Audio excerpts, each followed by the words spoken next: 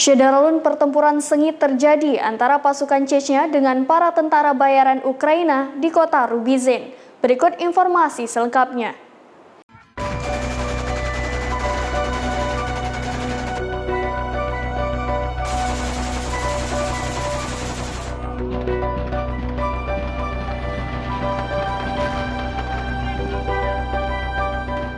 Syederalun pertempuran sengit terjadi antara pasukan Chechnya dengan para tentara bayaran Ukraina di kota Rubizin.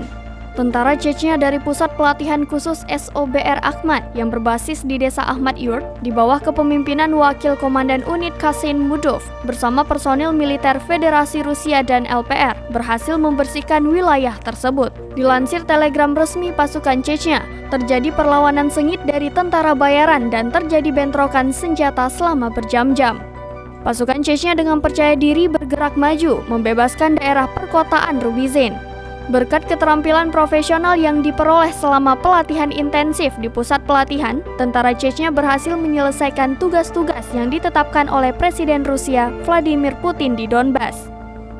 Kesulitan muncul karena kepadatan penduduk. Para tentara bayaran dengan tembakan berat dari berbagai jenis senjata terus menyerang.